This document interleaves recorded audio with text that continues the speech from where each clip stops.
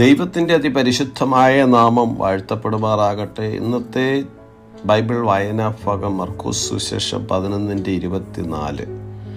അതുകൊണ്ട് നിങ്ങൾ പ്രാർത്ഥിക്കുമ്പോൾ യാചിക്കുന്നതൊക്കെ ലഭിച്ചു എന്ന് വിശ്വസിക്കുവിൻ, എന്നാൽ നിങ്ങൾക്കതുണ്ടാകും എന്ന് ഞാൻ നിങ്ങളോട് പറയുന്നു. ക്രിസ്തുയേശുവിലേവർക്കും സ്നേഹവന്ദനം. പ്രാർത്ഥനയിൽ വിശ്വാസത്തിൻ്റെ പ്രാധാന്യത്തെ എടുത്തു പറയുന്ന വേദഭാഗമാണിത്.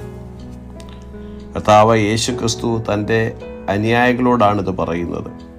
കർത്താവിൻ്റെ ഹിതപ്രകാരമുള്ള ആത്മാർത്ഥ പ്രാർത്ഥനയിൽ ഉത്തരം ലഭിക്കുമെന്ന് പൂർണ്ണമായ ഉറപ്പുണ്ടായിരിക്കണം.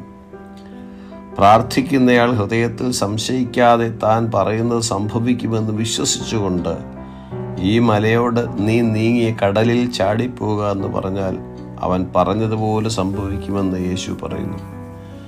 വിശ്വാസം എന്നതോ ആശിക്കുന്നതിൻ്റെ ഉറപ്പും കാണാത്ത കാര്യങ്ങളുടെ നിശ്ചയവുമാകുന്നു.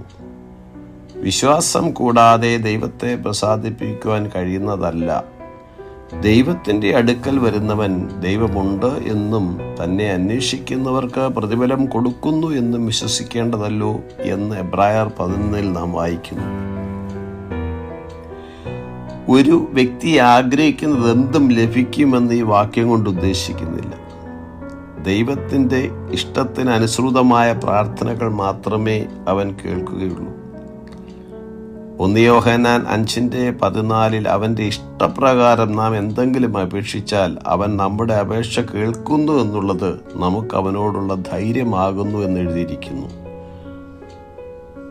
വിശ്വാസം മൂലം പർവ്വത സമാനമായ വിഷയങ്ങളിൽ വിടുതൽ തരുവാൻ ദൈവത്തിന് കഴിയുമെന്നാൽ സംശയം പ്രാർത്ഥനയ്ക്ക് മറുപടി ലഭിക്കുന്നതിന് തടസ്സമാകുന്നു. വിശ്വാസത്തോടു കൂടിയ പ്രാർത്ഥനയിൽ ക്ഷമാശീലവും അത്യന്താപേക്ഷിതമാണെന്ന് 25 വാക്യം പറയുന്നു. അതായത് ദൈവത്തോടുള്ള പ്രാർത്ഥനയിൽ വിശ്വാസവും മറ്റുള്ളവരോട് ക്ഷമിക്കുവാനുള്ള മനസാക്ഷിയും ഉണ്ടായാലേ ഫലപ്രദമായ മറുപടി കർത്താവിന് ലഭിക്കുകയുള്ളൂ.